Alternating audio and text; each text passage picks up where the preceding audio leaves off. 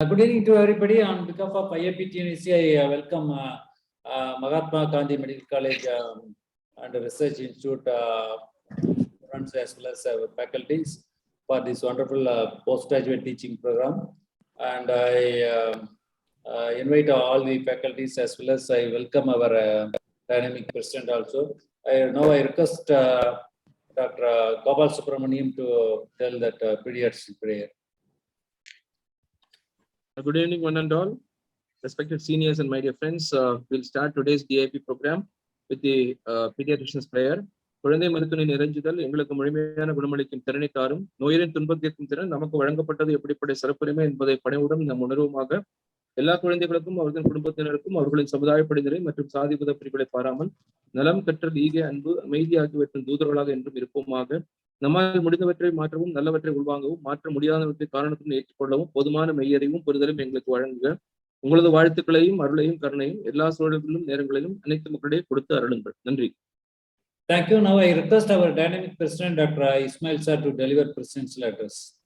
Thank you, Dr. Rajendran, Dr. Gopal Subramaniam, and other IAPTNC office bearers.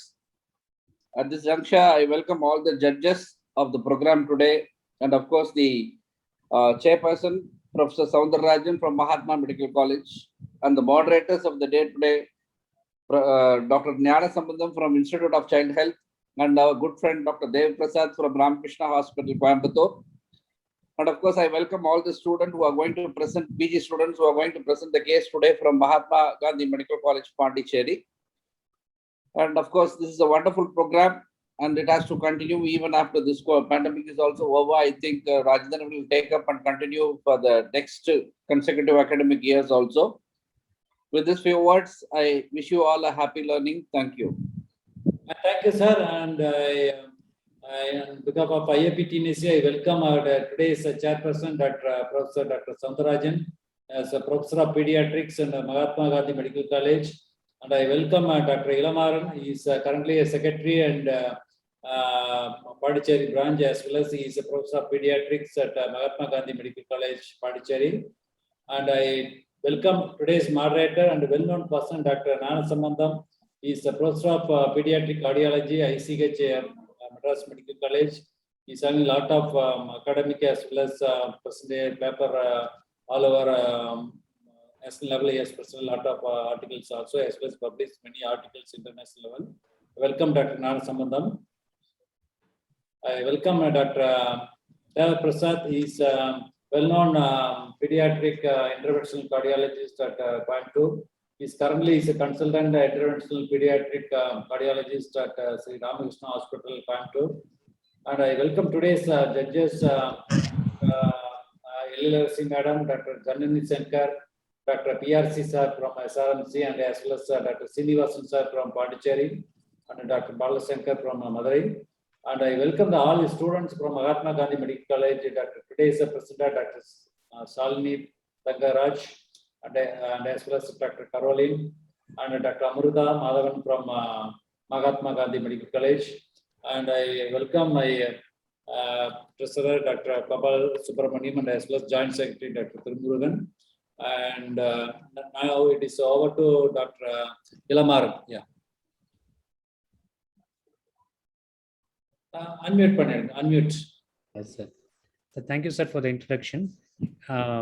This PG clinics has been going very well, sir. It's been quite informative. A lot of our PGs have watched it. I may request Shalini, sir, to start the presentation, sir. Dr. Jnana Sambandam, before that, yes, sir. Yes, sir. Yeah.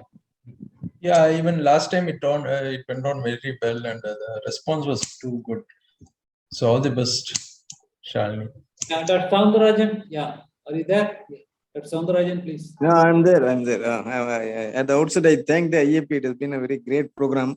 Every time I used to appreciate this program, especially for a private medical college students who may not have sometimes, in some areas they may not have much exposure. It's a great program by the IAP. So though I'm not able to participate much, but I thank the IAP as well as the other. I congratulate the students. I'm sure they will make us proud today. They have given them training. We'll see. Okay. I also welcome my friend Dr. Jnana Sambandam, has been my batchmate. Okay, it's nice to see him after a long time. Okay. Okay, shall we start, sir? Yeah, please. Yeah. Yeah, that's all. You can start your presentation. Yes, sir.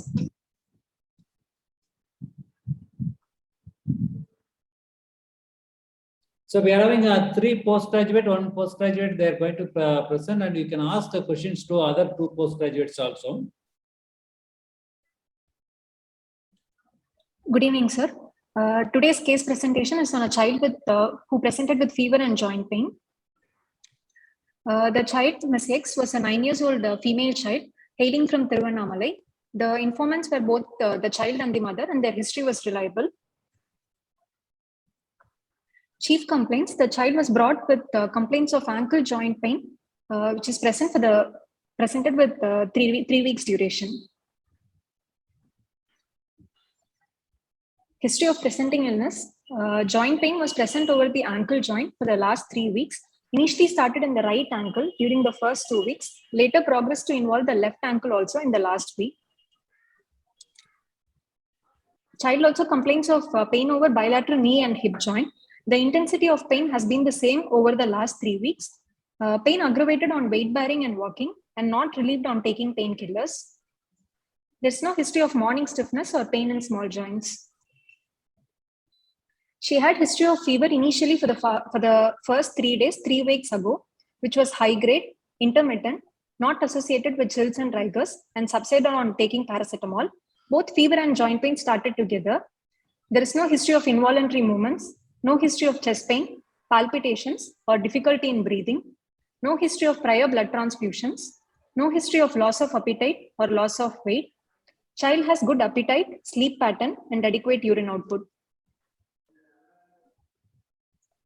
Treatment history: for the same complaints, child initially took painkillers, but the pain did not subside. Hence, they visited a practitioner who found abnormal heart sounds, for which a scan was done and showed some abnormality. Child was advised to start on oral medications. 4 different types of tablets were prescribed, but she has not taken them.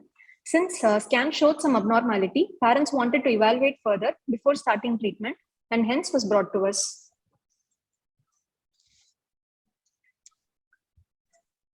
Past history: child also complains of headache for the last 6 months, which started 6 months ago, weekly 1 or 2 episodes, each lasting 1 to 2 hours. Throbbing type of headache over the bilateral frontal region, associated with nausea and occasionally associated with blurring of vision. No particular triggering factors, and relieved on taking rest and on local application of the headache liniments. No psychosocial stressors. No history of sore throat or skin infections in the recent past or similar complaints of joint pain. No history suggestive of a known cardiac disease, recurrent respiratory tract infections, failure to thrive, or bluish discoloration. Perinatal period: it was a spontaneous conception and smooth perinatal transition. Developmental is appropriate for age. Child studies in 4th standard and has a good scholastic performance. Immunization: she was immunized as per national immunization schedule.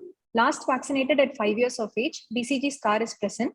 Nutritional history: child consumes 1,400 kilocalories against an expected of 1,680 kilocalories with a deficit of 280 kilocalories, and consumes 26 grams of protein against an expected of 29 grams of protein with a deficit of 3 grams. Family history: she is second born of a non-consanguineous marriage. No similar complaints of sore throat or joint pain in the family or heart disease in the family. History of similar headache in the mother, but she's not on any regular medications. The other 2 siblings are well and thriving. Socioeconomic history: she lives with her parents and siblings, 5 in the home, in a Paka house with 2 rooms with good cross ventilation, no overcrowding. Parents are educated till 10th standard. Father is the head of the family and he's a daily wage laborer. Mother is a homemaker. There is a separate gas kitchen and toilet facilities, and their drinking water is provisions from the municipality. According to modified Kuppaswamy classification, they belong to a socioeconomic class of lower middle class. So a summary of the history: she's a 9 years old, 9 years old female child, second one of non-consanguineous marriage with normal perinatal period and no significant premorbid illness, whose nutrition, immunization, development is normal. Presented with history of joint pain for 3 weeks with abnormal heart sounds. So the probable system involved would be a cardiovascular system. Probable etiology would be an acute non-infectious etiology, probably a rheumatic etiology.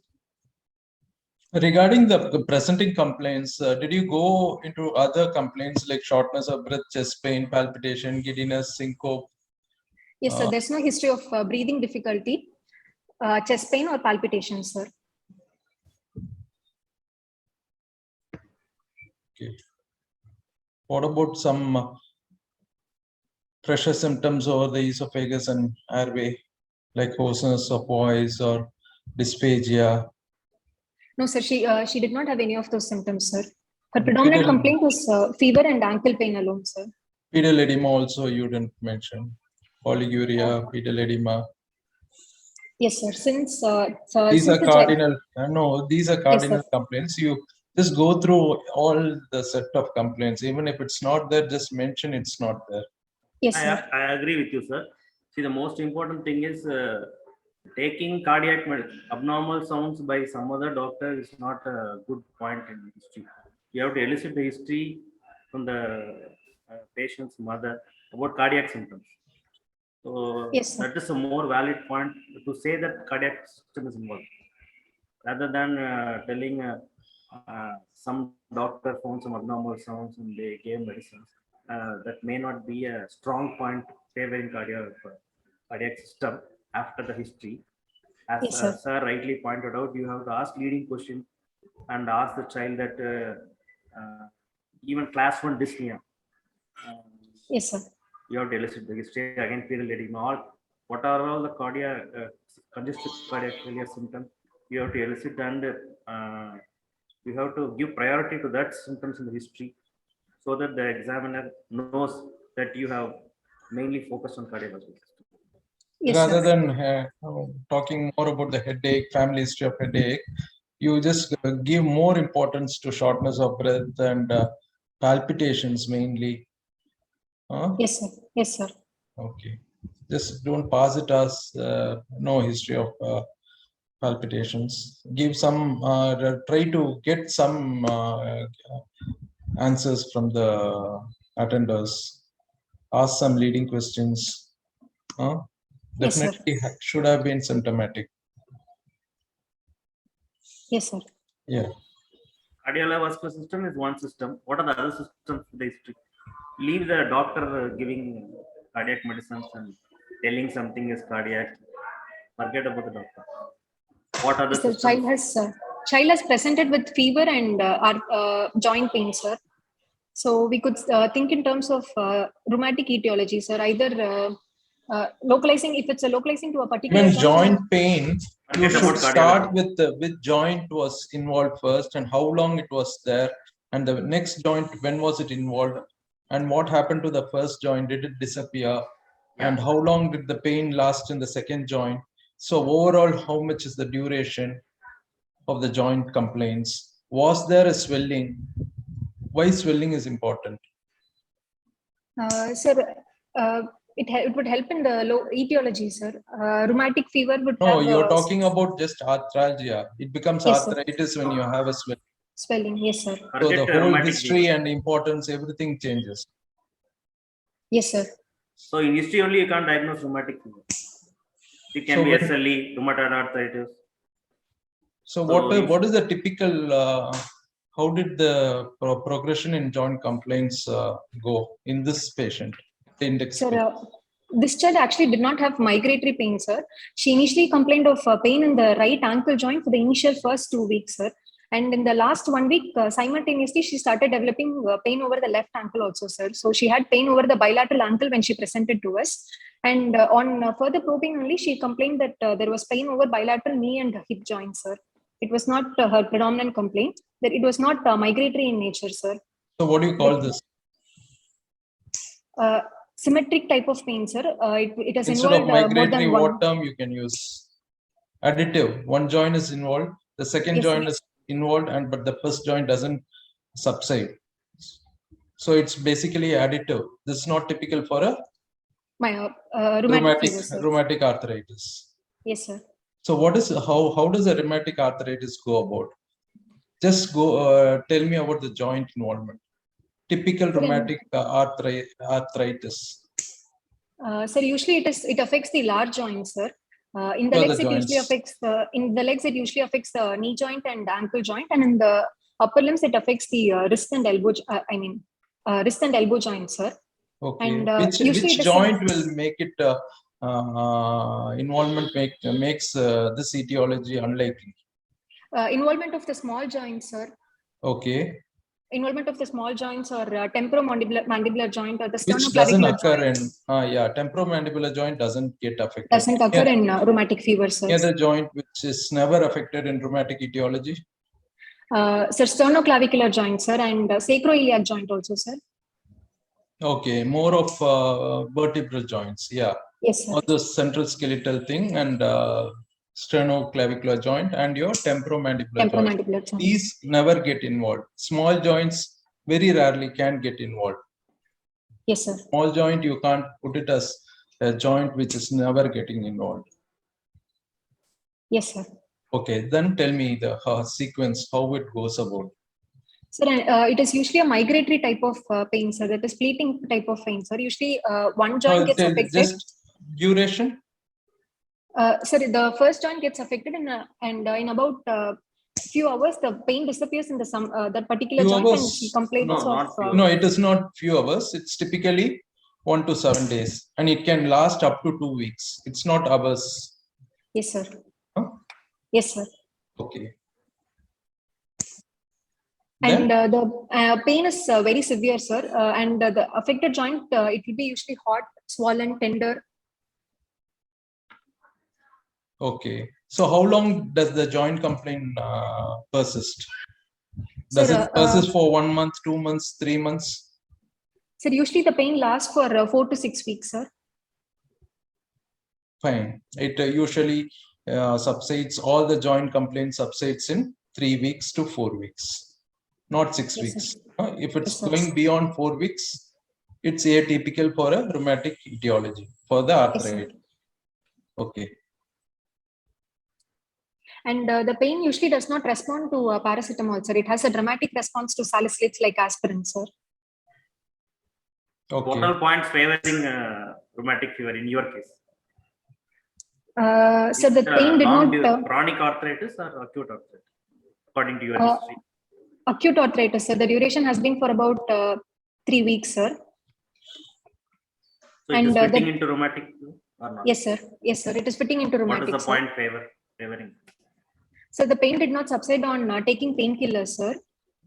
Predominant large joint involvement, sir. What painkiller? First point you should say is large joint involvement. Large joint involvement. Second point is it is migratory to, as you written in the slide, it is progressed to involve the left ankle. Yes, sir. And the other thing is it's not relieved by taking painkillers. Any other points?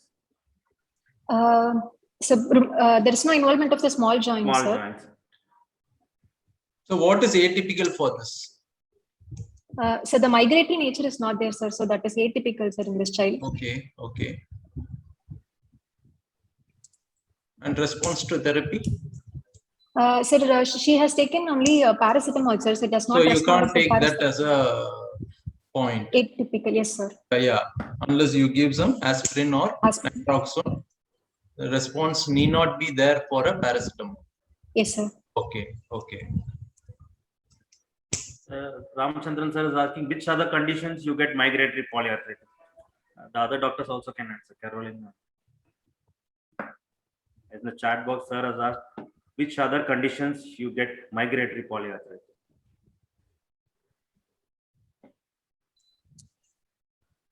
See, the most important thing is you have elicited the history of arthritis or arthralgia.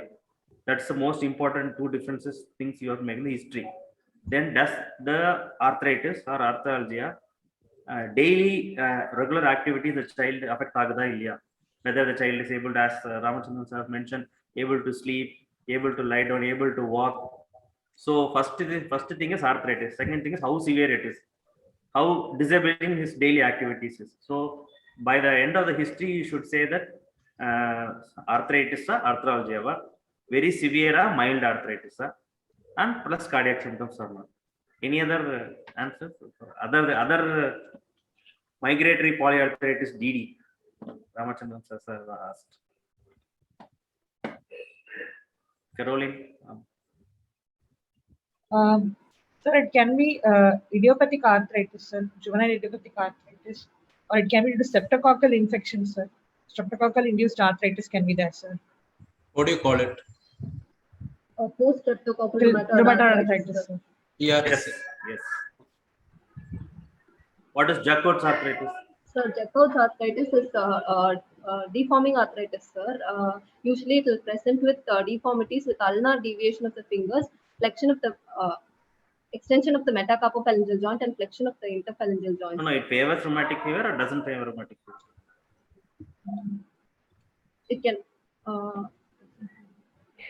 It can occur post-traumatic fever, sir. Is Usually is it really arthritis? Jacob's arthritis, is it really arthritis? Sir, it's an arthropathy, sir. It doesn't involve the synovial It layer. is mainly It's because more of of the a periarticular fibrosis. fibrosis. That is causing the dislocation of that joint, and Mainly because of whatever subluxation. whatever you see is secondary to perivascular fibrosis. I mean periarticular fibrosis, not the synovitis per se. Okay. So that is how you have to point by point you have to say fever, mild arthritis or severe arthritis or large joint or small joint or how disabling it is the arthritis, with whether it is leaving any residual deformity. What are the DDs of arthritis? Rheumatic fever, SLE, juvenile rheumatoid arthritis or not. By the history, because pediatric cardiologists, you should not think it is rheumatic fever. If you say rheumatic fever as a cardiac involvement as you can tell as a first system, but after history you should say at least tell 2-3 system involvement, not cardiology alone. Because it is cardiologists are there, doesn't mean that it has to be cardiology alone always. So always history, 3-4 DD should be there. First DD may be your cardiology system. Second DD should always include other things. What is the age of the child? 9-year-old female child, sir. Age group fits rheumatic fever? Yes, sir. Can occur between 5 and 15 years of age group, sir. Common is which year? What age? Most common is? School-going age groups, sir, Yeah, around school, 10 to 15 years. Little older kid, and sex of the child is? Female child, sir. Yes, sir. So female, arthritis, fever, it may not be rheumatic fever always. Yes, sir. It could also be a systemic lupus erythematosus, sir, SLE, if had she presented with other manifestations like rash. You have asked rash, history rash? Yes, sir. No history of rash, sir. What are other histories for juvenile rheumatoid arthritis and SLE? Sir, there will be swelling, sir, lymphadenopathy, hepatosplenomegaly. No, history. History-wise, The examination. yes, sir. They could have pericardial effusion, sir, so breathing difficulty, chest pain. SLE will have malar rash, sir, malar rash or a discoid rash. Eyes, anything in the eyes? Focal sensitivity, sir. And then iridocyclitis, any visual disturbances can be there, sir. Yeah, so always have a differential diagnosis. Whenever you're asking history, if you know somebody has given you it is cardiac, then also you have to ask other system history also. Yes, sir. Finally, in conclusion, you have to say first cardiovascular system, these are the favoring code. Second, it may be juvenile rheumatoid arthritis, these are the favoring code. Third thing is like this you have to. Yes, sir. Thank you. Conclude.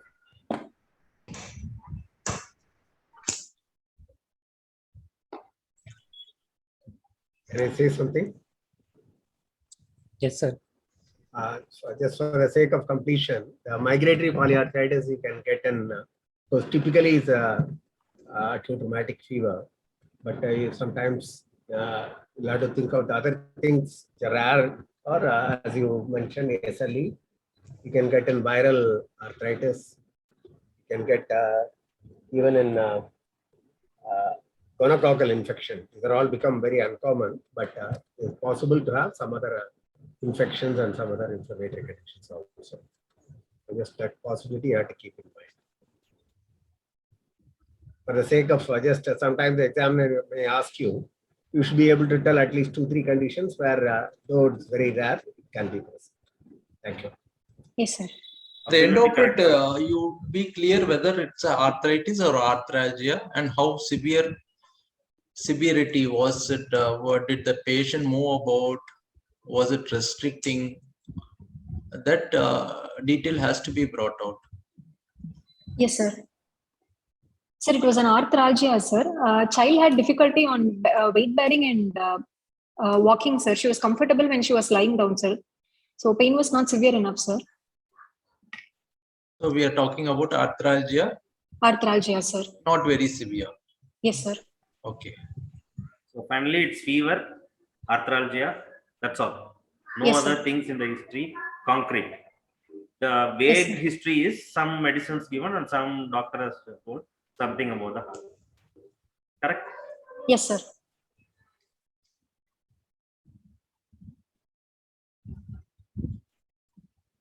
Okay, carry on. Yes, sir. So child was examined on day 1 of admission in sitting position, comfortable at rest. She was conscious, oriented to time, place, and person, and afebrile. There was no pallor, icterus, cyanosis, clubbing, generalized lymphadenopathy, or pedal edema. Her vitals, temperature was 98.4 degree Fahrenheit. Pulse rate was 103 per minute. Sleeping pulse rate of 100 per minute. It was regular in rhythm, high in volume, normal character. All peripheral pulses were well felt. There is no radioradial or radiofemoral delay. Her blood pressure was 98/58 with a map of 56 millimeters of mercury in the right upper limb. All the blood pressure readings were between 50th and 90th percentile. Capillary filling time was less than 3 seconds. Respiratory rate was 28 per minute, thoracoabdominal in type. Saturation was 100% in room air. JVP was 1.5 centimeter above the sternal angle, which was normal. So this was the JVP, sir, that was measured in this child. The metal scale, you keep it horizontal. Okay, sir. Parallel to the sternal angle. And it has to be 90 degrees. The glass one, no? The plastic scale has to be 90 degrees. 30 degrees probably. It has to be 90 degrees, and the metal scale should be at y-axis. Yes, sir. Okay, okay. And you never mention anemia. You put it as pallor, but not yes, sir. Yes, the child was not anemic, sir. That you didn't mention, right? Yes, sir. Only mentioned as no pallor, sir. Okay, you put it as anemia also. Yes, sir. Pallor is different, anemia is different. Yes, sir. Okay. And most important is your system is cardiovascular. Yes, sir. You have led us to rheumatic fever. So head to foot examination, you are coming next. Yes, sir. Okay. That's more sir, important, I feel. Yes, sir. Sir, head was normal in size and shape. Face, no dysmorphisms. Eyes and ears, normal morphology. Oral cavity, there was no dental caries. Pharynx was normal, no tonsillar congestion. Skin was normal, no rash, no subcutaneous nodules. BCG scar was present. Spine and cranium is normal, sir.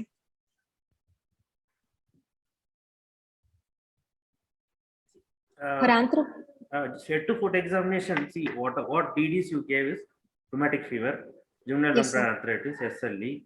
So you should leading point. You should say no malar rash, no subcutaneous nodules in the back, ears. Yes, sir. Fine. You should tell the examiner that I know all the points about rheumatic fever. You should not allow them to ask what is subcutaneous nodule, where it will be present. So when you present only, you should say that, see, I know about rheumatic fever. I am going to see subcutaneous nodules everywhere. No erythema, no rash, no malar rash. And what most important is joints. Yes, sir. That's a separate examination. Yes, sir. Musculoskeletal. Okay. Yes. So and in general examination only, you should say no deformity, no small joints are normal. Yes, sir. And eyes, you should say there is no uveitis, no rash, no congestion or anything.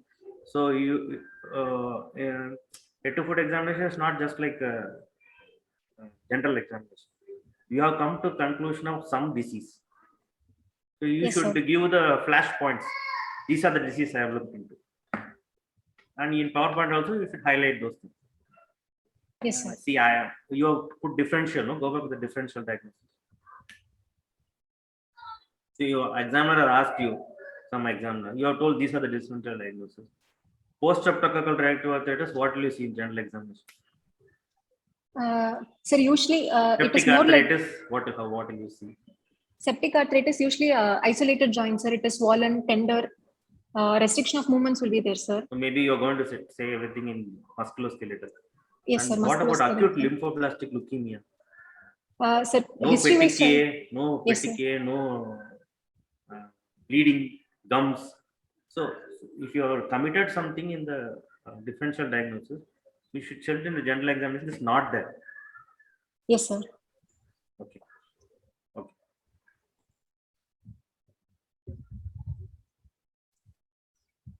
Shall I continue, sir? You had a chart on BP also, you skipped it. Sir, all the blood pressures were between 50th and 90th percentile, sir. Right upper limb was 98/58, sir, with a mean of 56. Right lower limb was 96/54 with a mean of 58, sir. Left upper limb was 102/56 with a mean of 54 millimeters of mercury. And left lower limb was 98/60 with a mean of 59, sir. What BP apparatus, what cuff did you use? Sir, we used the sphygmomanometer only, sir, which was appropriate for this child, sir, covering 80% of the bladder cuff, covering 80% of the length and 40% of the arm circumference, sir. 80% of the arm circumference and 40% of the width, sir. Okay, what about the lower limb? Where did you measure thighs or calf muscles? Where do you put the cuff? Lower limb and the mid thigh, sir, to measure for the popliteal, sir. What would be the other choice? Over the calf, sir. Okay, you look, you palpate which artery in that case? Posterior tibial, sir. Okay, posterior tibial or anterior. Fine. And is your BP, you put it as high volume. Is it Yes, really sir. high volume? Yes, sir. It was a high volume pulse, sir. So when do you say high volume?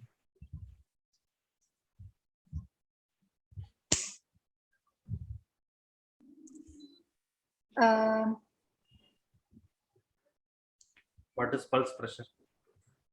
So what is the pulse pressure here? Pulse pressure here is around 40 millimeters of mercury, sir. So is it high? Usually in high volume, there will be a wide pulse pressure, sir. Okay.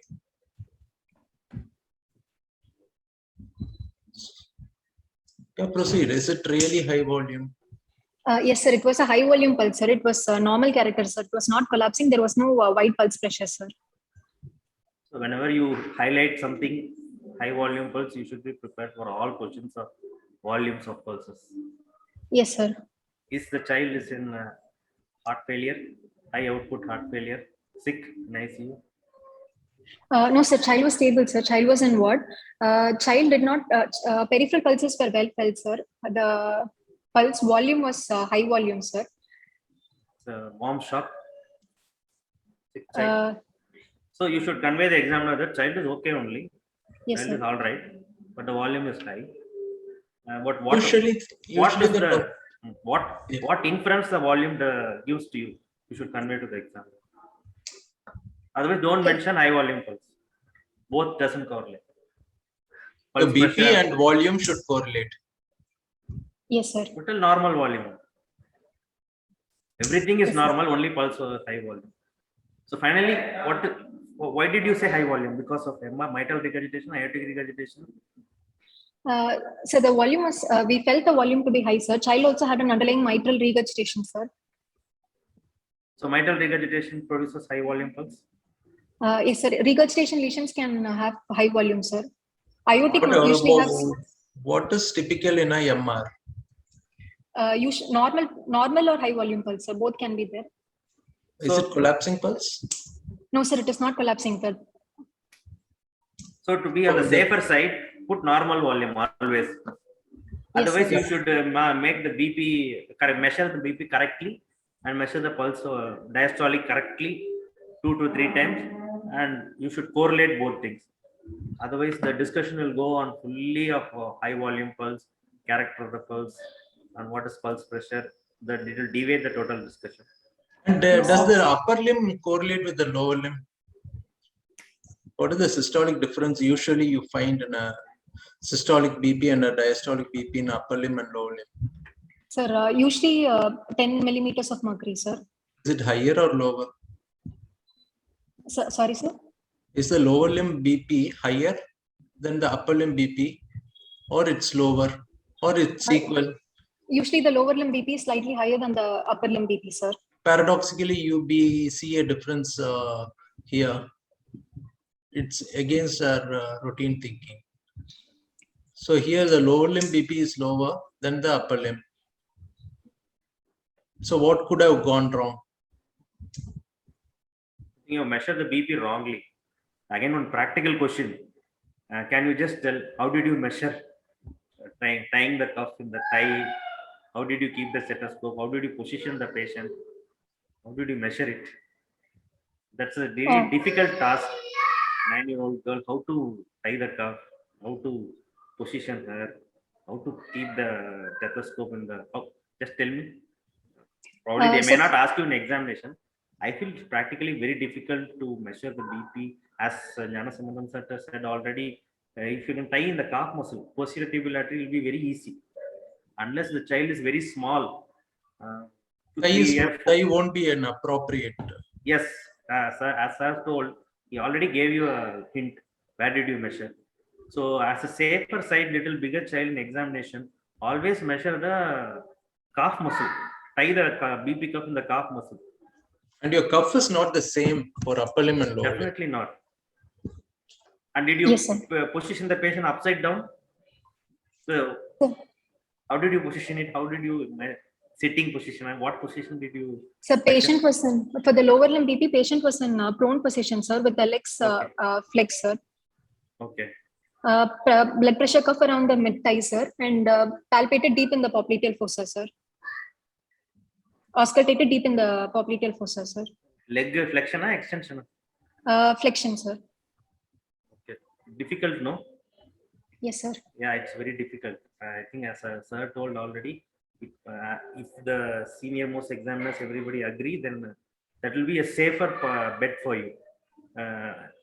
You give very short duration you will be given for taking history examination. It is practically not possible to make the child prone. She will not cooperate for other examinations. Okay. Yes, sir. One small point, sir. Generally, when we write BP, we write it as right upper limb and left upper limb first. We write the upper limbs first and then we write the lower limbs. Not this way. It's not like hemiparesis. Right upper limb, right lower limb. We write right upper limb and then left upper limb BP. Then we write the lower limb BPs together. So we show that there is no right and left difference. Just a small point. Yes, sir.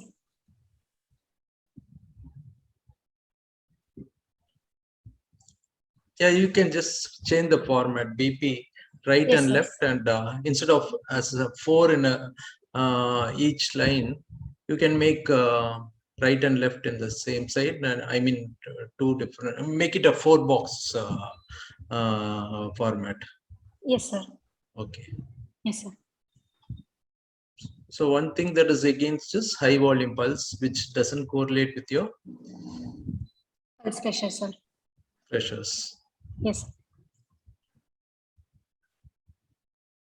Is it high volume in MR? Since you mentioned MR, is it high volume in MR? Yes. Yes, sir. It can be normal or high volume also, sir. So how do you get high volume? Sir? How do you get high volume? What is the cardiac output in systole and diastole? I mean, what is the cardiac output in systole in severe MR?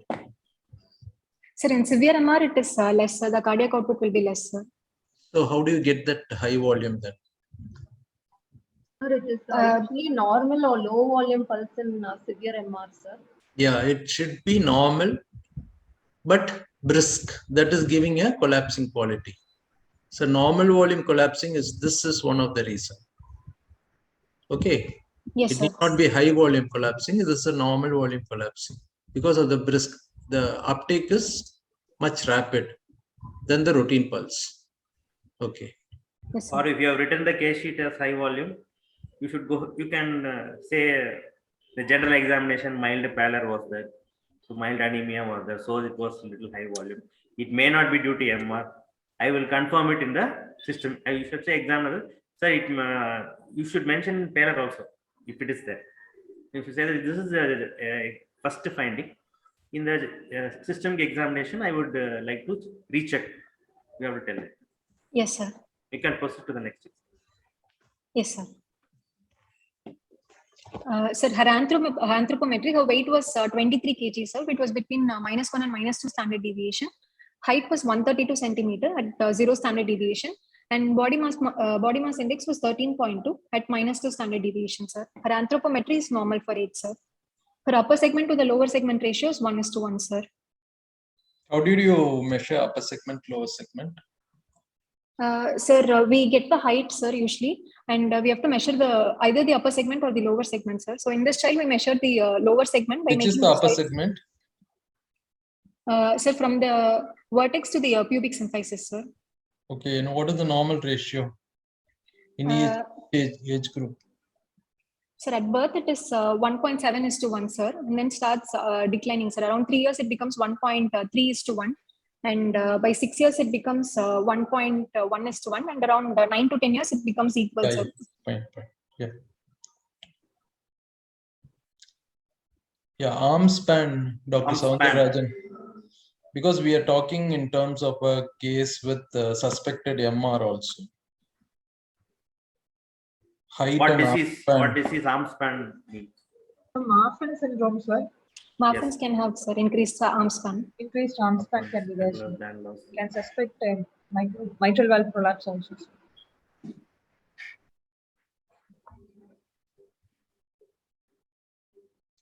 Next. Yes, sir. Sir, I'm starting with cardiovascular system examination, sir. No, you general examinations over, you should tell something. Go to the differential diagnosis. Delete what are is not applicable now. JVP you had said. Yes, sir. Any other maneuver you do when your JVP is normal to bring out a occult CCF? Hepatojugular reflex can be done, sir, to identify impending failure, sir. Yeah, it has to be done when your JVP is normal. Yes, sir. Try to bring out a raised, but that is a poor compliance with your hepatojugular reflex. How do you do it?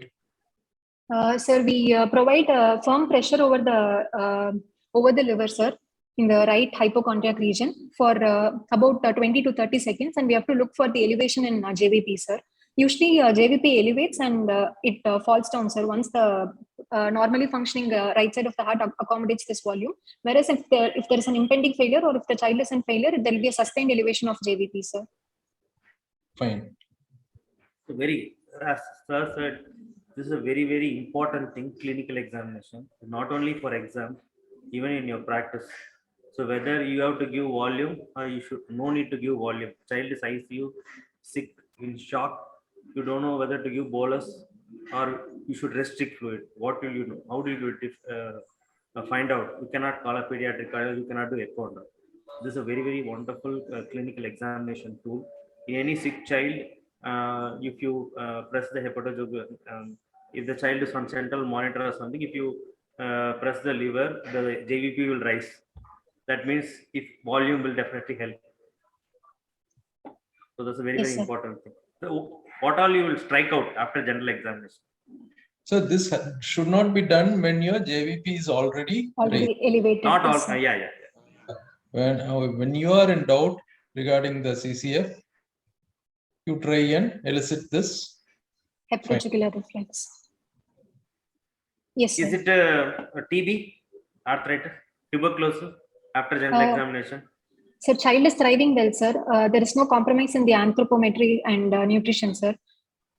So there is less likely, sir, to be tubercular arthritis. Malignancy. Sorry, sir. Malignancy is like a. Sir, malignancy is also less likely, sir, because of the normal anthropometry, no petechia or purpura or bleeding tendencies were noted in the child, sir. And there was no generalized lymphadenopathy, sir. I don't know much about serum sickness, whether it's fitting or not. Systemic lupus erythematosus. Yes, sir. No external markers like malar rash, discoid rash, sir. And no lymphadenopathy, sir. Musculoskeletal, any arthritis was there? No arthritis now when you examine. No arthritis, no arthralgia, no pain, nothing. Musculoskeletal examination. Sir, I had put it at the end of the system, sir, actually. Child had, your history is joint pain. Your history is joint pain, right? Yes, sir. So general examination only, head to foot. You should tell the examiner that something is there in the joint or nothing is there. Yes, sir. Am I audible? Net is connected. Sir, So, child, yes, sir. Everybody will be keen to know that what about the joints? Whether it's arthritis, something in the history you told that swelling is there, the ankle joint is involved, hip joint is not, that joint is not there. So in examination, you should tell which joint is there, any problem, which joint problem is there. General examination. Yes, sir. So bilateral ankle joint, she had the joint tenderness, sir, but there was no swelling or warmth, sir.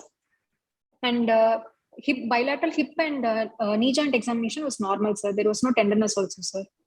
So more of ankle, more of arthralgia, sir. Presently, the child is having only arthralgia. So Yes, what all sir. diagnosis will be there in this differential? Tell 3, 1, 2, 3. First one, second one, third.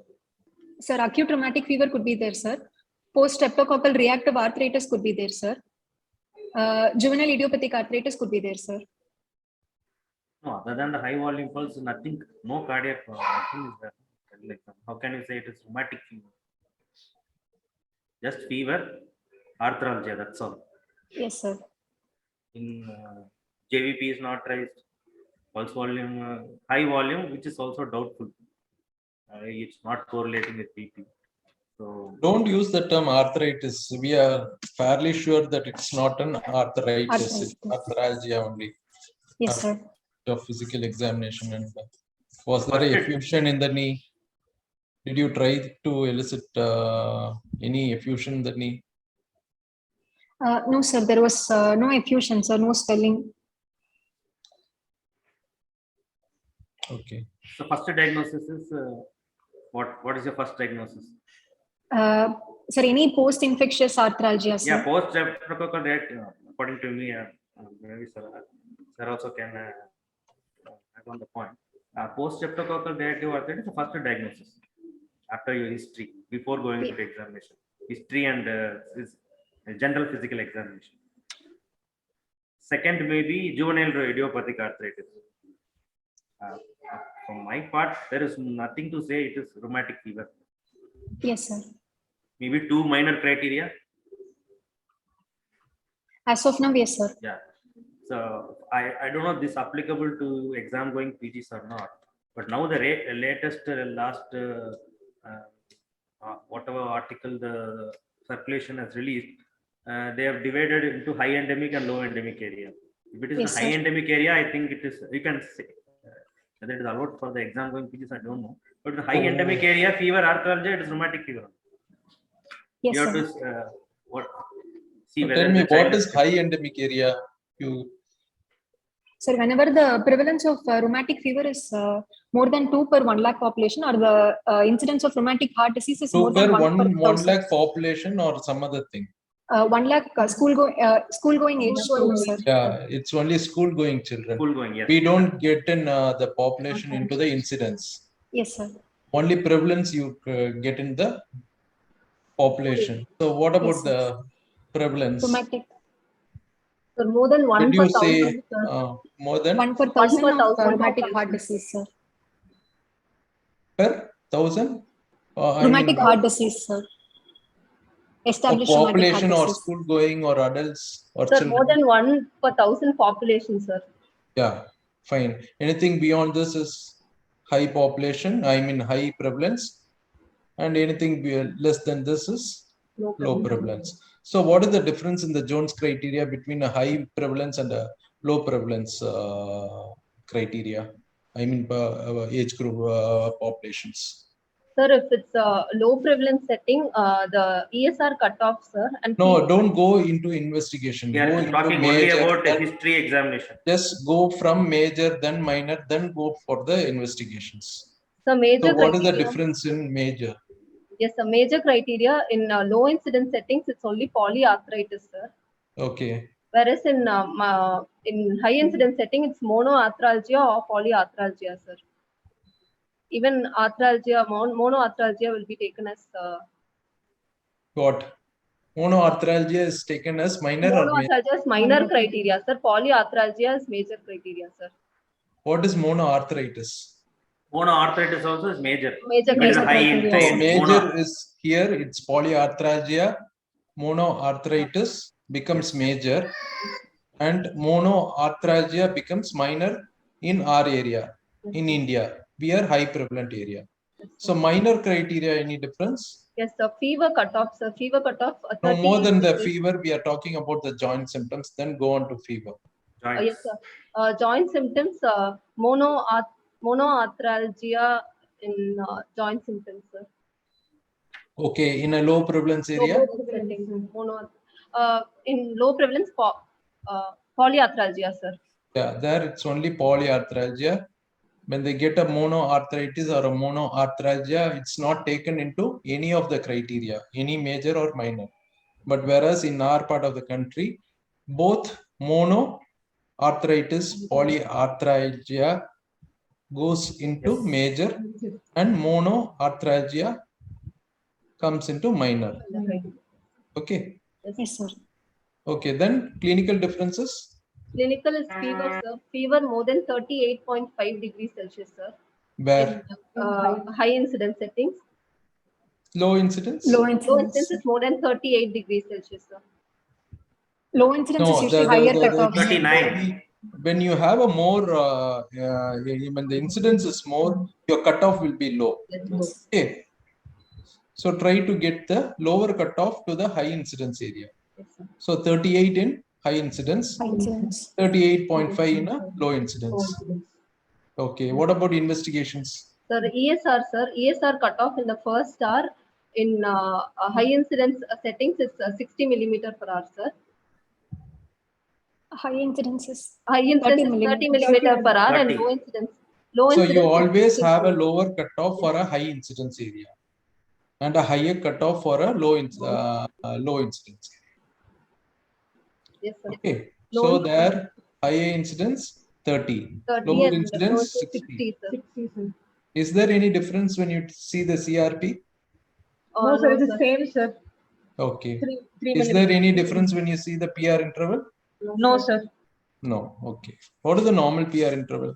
Point In age group? sir. In our child, sir, 2 to 8 years, 0.16, sir.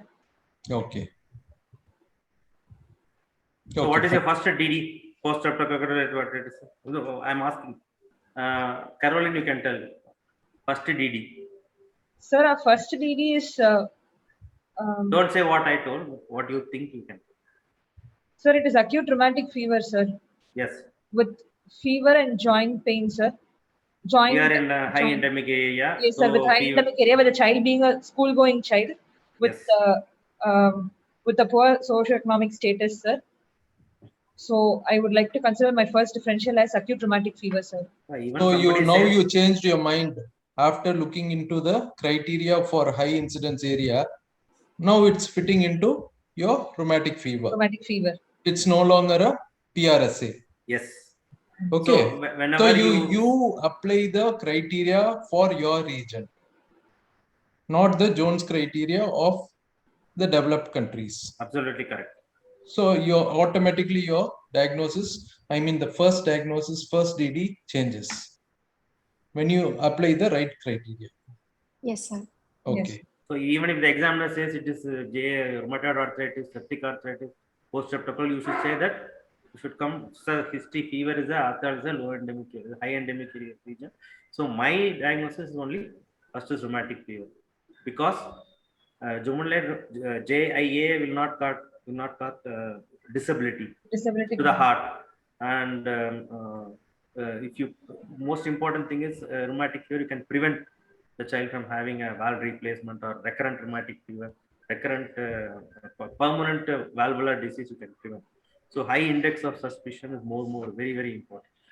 And the first diagnosis always should be rheumatic fever only, not post-streptococcal arthritis. Yeah, after general examination for this case, as sir told, first diagnosis is acute rheumatic fever only. Why? So what is the correlation between your arthritis, arthralgia, and cardiac involvement? Which is more commonly involved? Arthritis is more commonly involved, sir, than So carditis. you About are 70. happy when your patient is having arthritis rather than arthralgia, right? Yes, sir. Shall I take it that way? It's Uh, just the opposite.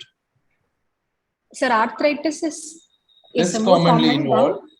When you compare arthralgia and arthritis, arthralgia will be more commonly getting your cardiac system involved, and arthritis is less common when compared to arthralgia. Okay.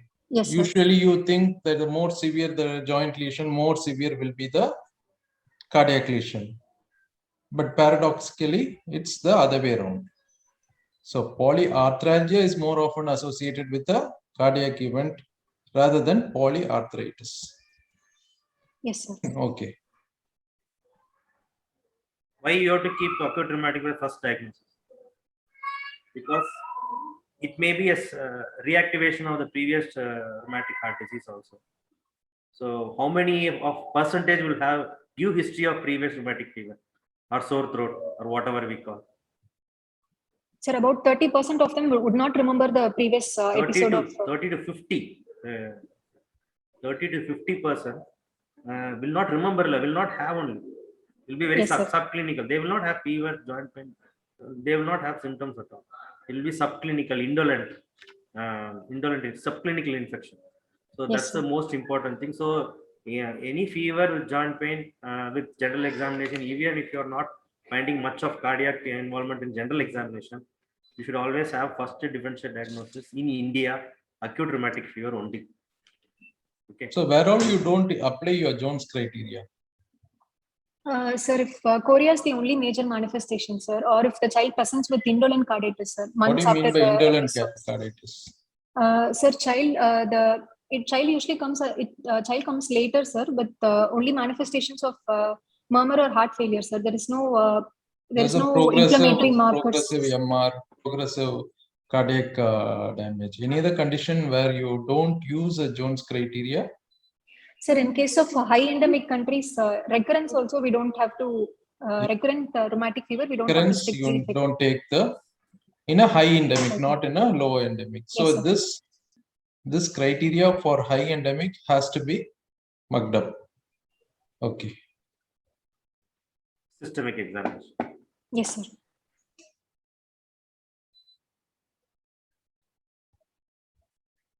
Sir, systemic examination, cardiovascular system, inspection, chest wall appears symmetrical, trachea appears to be in midline, apical impulse is seen in the left fifth and the sixth intercostal space, half-inch lateral to the mid-clavicular line, visible pulsations over the right supraclavicular region is noted, there is no precordial bulge, there is no scar, sinuses, kyphosis or scoliosis. So what is your inference, your visible pulsation over the right supraclavicular? What does it indicate? Sir, it could be a regurgitation lesion, sir, volume overload. So we are getting an visible pulsation, sir. So what typical regurg will cause this sort of a pulsation? Is it mitral or aortic? Aortic, sir. Usually aortic regurgitation causes pulsations in the supraclavicular region, sir. Any other more common in a child? You didn't go into details of examination, but could it be some other pulsation? The VSD can also. It could be just a venous pulsation. Okay, that's more common. Yeah, that too, you're keeping the child in the supine position and examining. Okay, this should be a venous pulsation unless you go into the difference between arterial and venous pulsation. As sir told, it's very, very important because you are told JVP is not right. And you told visible pulsation, the right supraclavicular region. So what So are this what paradoxically, pulsation? Yeah, what pulsation is that? Is artery wave pulsation, venous pulsation? What maneuver you did to? or is it aneurysm they're pulsating? So you measured the scale and all, JVP not raised, and there are Yes, so sir. much, But you're putting so much of pulsations. Then it's trouble, and so much of DDs will the entire discussion will go to right supraclavicular pulsation. My personal advice is don't mention it. Generalized pulsation seen. Otherwise, so many differential diagnoses, and why it, some examiner may say it is JVP. You have missed it. That too in a right supraclavicular. Anything there's a you cardiomegaly in inspection, right? Yes, sir. That's a cardiomegaly. Pulsation inside supraclavicular JVP only. Means, it's a venous pulsation unrelated to your arterial pulsation. Yeah, I think exam wise it gets into trouble. Or very rarely your right sternoclavicular joint, you can see a pulsation in a right aortic arch. So that's in a congenital heart. So we don't, all those are remote just for argument's sake and discussion. The discussion will go into rare things rather than acute rheumatic we'll fever. be talking about right Better arch. not to include this in your general examination, your final examination. If some pediatric cardiologist comes, then you are gone. Total discussion will be diverted there. Yes, sir. Okay. Yes, sir. So general examination, you say cardiomegaly is there, and some pulse, parasternal pulse. There is no other pulsation anywhere. Parasternal pulsation. No, sir. No other pulsations anywhere, sir. You mentioned that. I think you have mentioned. Okay, no. You go. Any other pulsations? No, sir. No other pulsations was seen, sir. What are pulsation you will expect? In acute rheumatic fever, what are all pulsations you will? What are pulsations you will anticipate and look for? Epigastric pulsation. Epigastric pulsations. Inference. So right-sided volume overload state, sir. So that could be right ventricular yes, pulsations. You can see visibly. Then any other pulsation?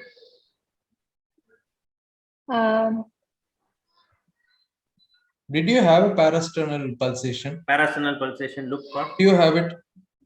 So this child didn't have a parasternal pulsation, sir. If it has, what is the inference? In parasternal pulsation. You sir, have a MR. Yes, sir. What could be the parasternal pulsation? Sir, underlying enlarged atrium in the ventricle could be causing the pulsation, sir. So how do you differentiate between a right ventricle causing a parasternal pulsation and a LA causing a parasternal pulsation? Sir, LA causing a parasternal pulsation is slightly little lower compared to the RV causing parasternal, sir. Okay, just opposite. Then other difference?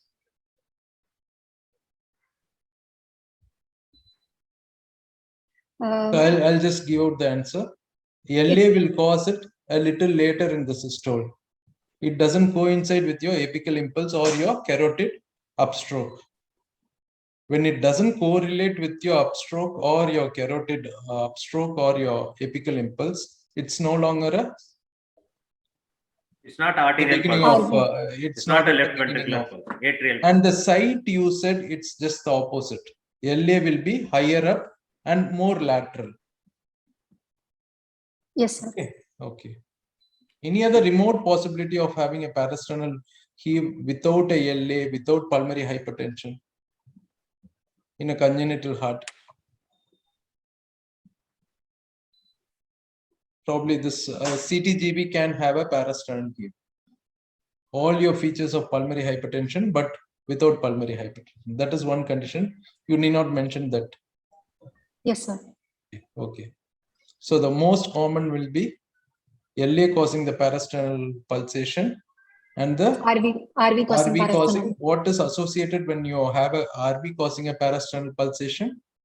Sir, you counter check with pulmonary hypertension, sir. No, you just your pulsations alone. You counter check with another one more pulsation. You're not trying to auscultate here, just with your hand and eyes. Palpable P2, sir. No, we have some other site. So Correlate when with the RV JVP or is the epigastric. when RV is causing the parasternal heave, you check the epigastric pulsation. Okay.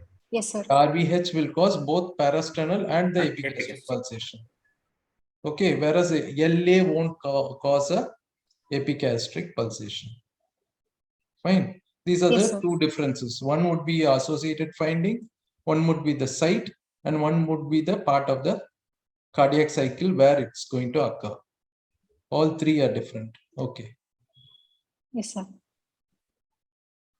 Yeah, proceed. Next. Yes, sir. Sir, this is actually the video, sir, showing both. Okay, you can play the video. Yes, sir. So how does it look now? So both JVP and right supraclavicular pulsation, sir. So is it a single wave coming up and or is it a more positive wave coming up?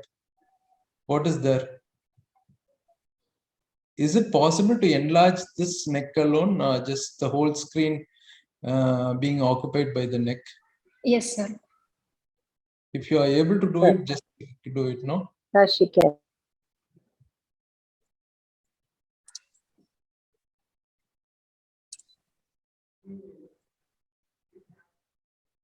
Can play full screen. Yeah. She's doing it. So technically, she must be very. Yeah. How is it? It's more of a double waves pattern and in more of inward, which doesn't occur with the arterial pulse. Okay. Carotid won't be inward. It won't be double. Okay, fine. Yes, fine. sir. So this is definitely a venous pulsation. Yes, sir. Not an arterial pulsation. Okay. Next. And the neck should not be turned this far. It should not be flexed this much. Yes, sir. Okay, this is Yes, sir. again going to obliterate your proper pulsations. Okay, next. Sir, palpation tracheus and midline, sir. Apical impulse is confirmed to be over the left fifth and the sixth intercostal space, half-inch lateral to the midclavicular line, hyperdynamic in nature, associated with a systolic thrill. Parasternal heave of grade 2 is present. Now you are contradicting. Yeah, parasternal pulsation. Earlier, I was specifically asking whether you had a parasternal heave. Now you are saying grade 2 is there. Okay, it happens. Leave it. Proceed. Yes, sir. No palpable. So what is grade 1? What is grade 2? What is grade 3? Sir, grade 1 is when it is visible, sir. Visible, but not palpable, sir. Grade 2 is visible, palpable, but obliterable. Grade 3 is visible, palpable, but not obliterable, sir. Okay, what classification is this? Ames classification. Okay. Yes, it's sir. just the Ames pattern. Yeah, fine. So next comes your paradoxical finding of no palpable P2. Once you have a parasternal heave, it means your pulmonary artery is dilated. Sir, could this be because of the underlying left atrial enlargement that is causing the parasternal heave, sir, rather than right ventricle? Sir, clearly told. So again, you location, say that it's a late correlation with carotid pulse. Okay. Huh? So just now he mentioned very clearly. The learning point for this, sir. Just now mentioned very clearly how to differentiate LA pulsations and how to differentiate right ventricular pulsation. If it is associated with the epigastric pulsation, it is little medial, it is right ventricular. If it is little lateral, and if it is doesn't time with the carotid pulsation, it is LA pulsation. So LA pulsation means the LA contracts, so you feel the pulsation when it is hugely enlarged. So late and end diastolic, only the LA pulsation. And LA will never be grade 3. Definitely not. It's so the most important learning point. Venous chamber. Before you present only, sir clearly told last inspection. So remember this. The very important point, sir very clearly told how to differentiate inspection and palpation, LA and right ventricle. Left ventricle is the apex. So by inspection and palpation only, you should say how is the left ventricle, how is the right ventricle, LA is enlarged or not. So now give a conclusion whether Yes. this is LV or RP, apical. Sir, apical is LV apical, sir. Why not RV? Sir, here the apical impulse is shifted down and out, sir, both. Okay. RV apex is usually only out, sir. Okay. First point. Second point.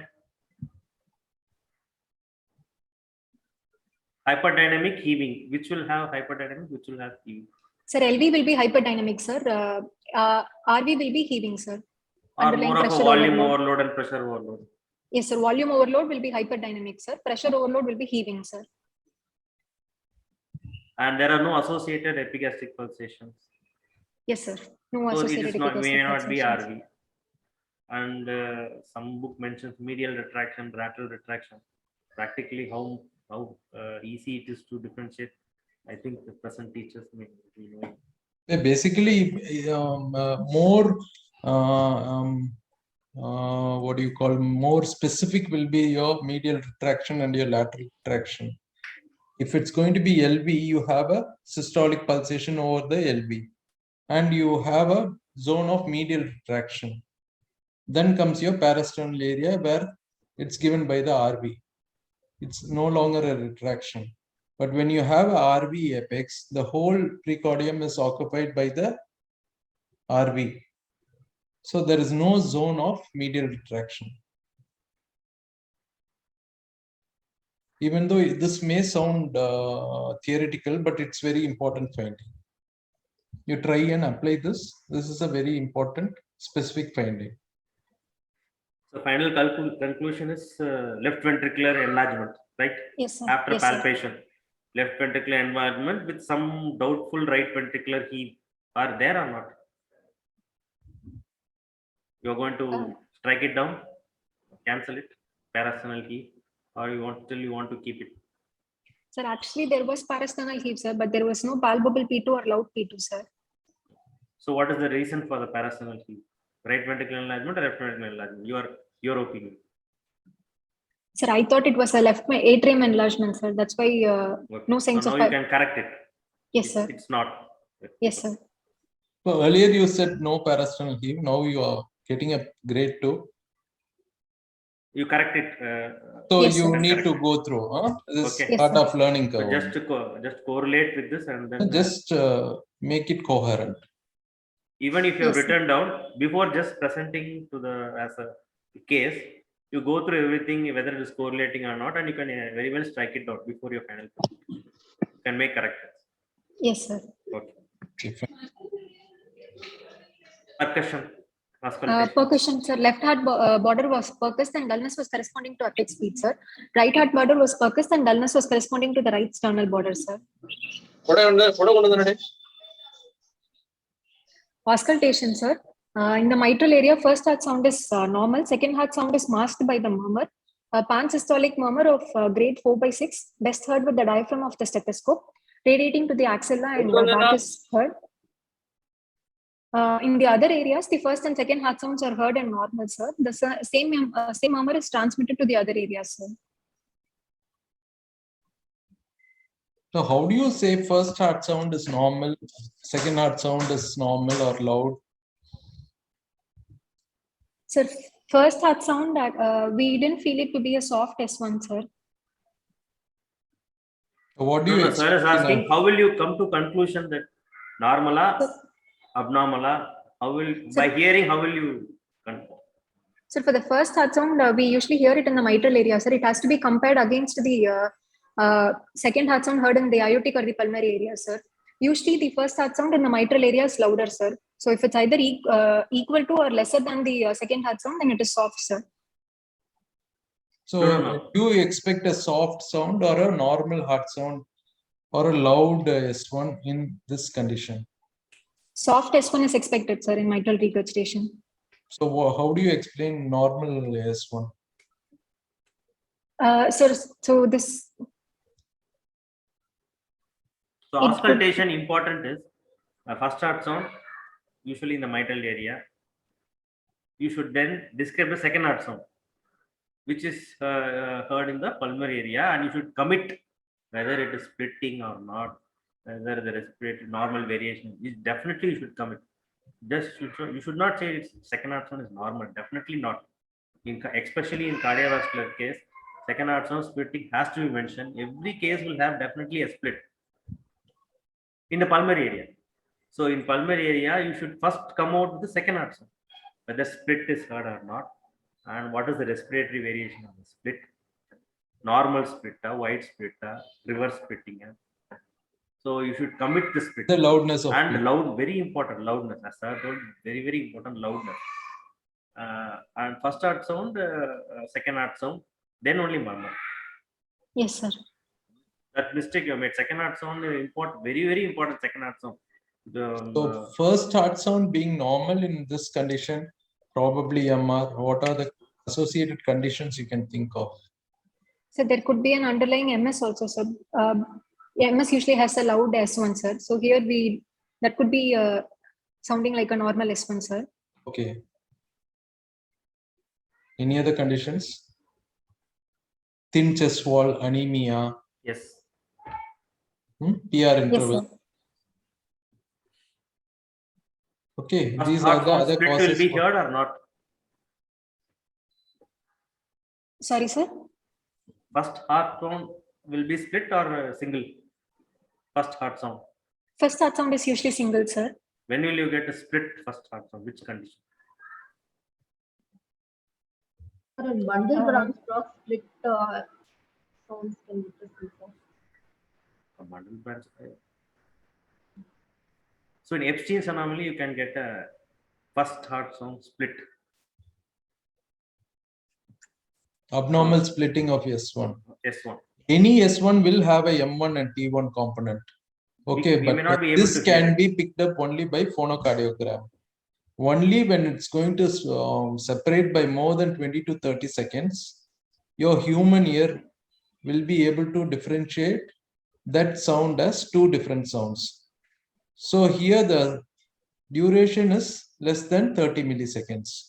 M1 and T1, mitral component and tricuspid component. Tricuspid component, yes. So you are hearing it as a single heart sound. Heart sound. But in reality, when you do a phonocardiogram, it's a two sound.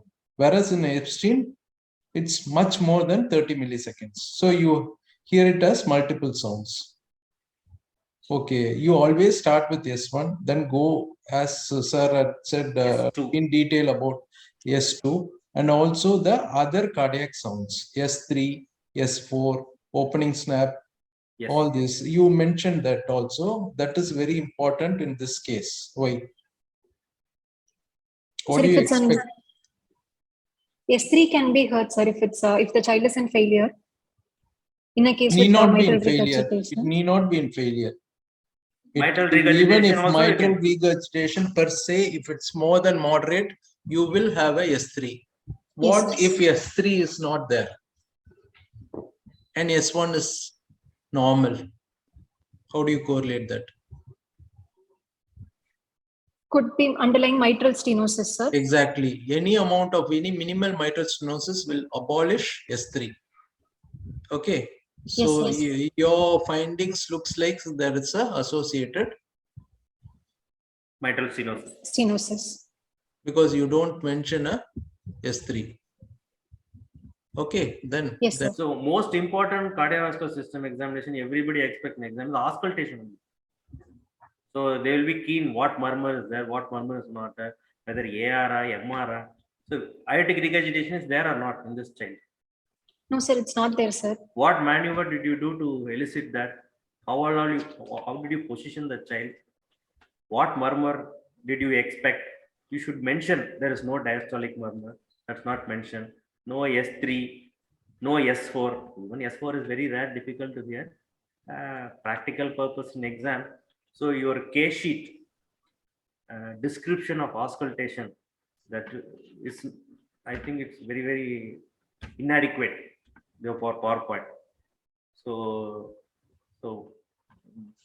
when I was a student, we should describe murmur, grade, best heard with diaphragm, radiating, and position. Best heard in left lateral position, sitting and leaning forward extension, breath hold in inspiration or expiration. I think 5-6 checkpoints, checklist is there. Yes, I sir. think whenever you're presenting a cardiovascular case, everybody will be keen on what all your points you're telling, so that they know that you have read everything and you know everything. So it's a very, very efficient auscultatory findings. That too for a cardiovascular presentation. So concentrate on that first heart sound, Yes, sir. intensity, second heart sound split, third heart sound not heard, fourth heart sound not heard, murmur, systolic murmur or diastolic murmur. What is the grade? Diaphragma, bella, radiation, conduction. What is again the many questions there are? What is conduction? What is radiation? And in left lateral position, sitting and leaning forward position, breath hold in inspiration, breath hold in expiration. So if you tell everything, then the examiner will know that okay, she knows that inspiration what all murmur will be accentuated, expiration what all will be accentuated, and he may not ask you any questions. Otherwise, we will ask now what all murmurs accentuated during inspiration and expiration. Right-sided murmurs are generally accentuated during inspiration, sir. So TR murmur would be accentuated during inspiration, sir. This is a little older kid, so he can do all the maneuvers. If you are able to tie the BP cuff in the thigh, put in prone Yes, sir. position and measure the BP 2 times, then it is easy for you to do all the maneuvers. Why aortic regurgitation is not there? Sir, there is no peripheral signs of wide pulse pressure, sir. There is no diastolic decrescendo murmur heard, sir. Those things all you mentioned in the general examination. I think you should have mentioned. So more whatever everybody is interested. Mitral valve involvement, aortic valve involvement. Yes, sir. Both are singular. So that everybody is interested in that. So what are you going to tell in the final thing? Whether AR is there or not. So how will you diagnose AR murmur? What maneuver you will do? Sir, it is usually heard in the sitting up and leaning forward, sir. Heard in the second aortic area, diastolic decrescendo murmur is heard, sir. And the child will also have collapsing pulse with other peripheral signs of wide pulse pressure, sir. If it is a mild AR, may not have all the peripheral signs. Yes, sir. We have to also look for Hill signs, sir. Are you done with your auscultation? You are Yes, sir. specifically putting it as transmission. Is it conduction, transmission, or radiation? Sir, it is through the soft tissues to the other areas, sir, and it is dampened in intensity, sir. So is it transmission then? Or Yes, sir. radiation? So radiation is usually along the flow, sir, along the systolic jet and of same intensity, sir. So it was Not of radiated to the same radiation is not of same intensity. Okay, sir. Okay. Only conduction is of same intensity. Okay, sir. Same anatomical area, again you to differentiate between a transmitter or a conductor. It's more of a theory, man. We'll just leave it off. Okay. Other practical thing what examiners will expect you in auscultation. 2 more points. To say it sir, as negative, it is not there. You should convey the examiner that AR is not there.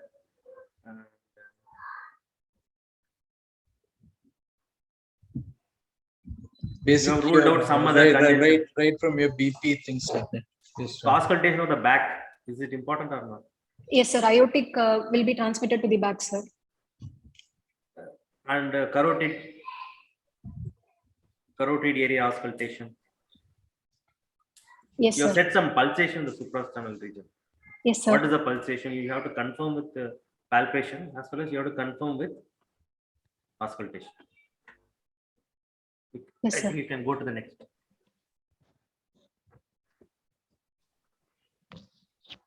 So respiratory system, bilateral air entry is present in equal, sir. In all areas, normal vesicular breath sounds are heard. There are no added sounds. Per abdomen, soft and no distension.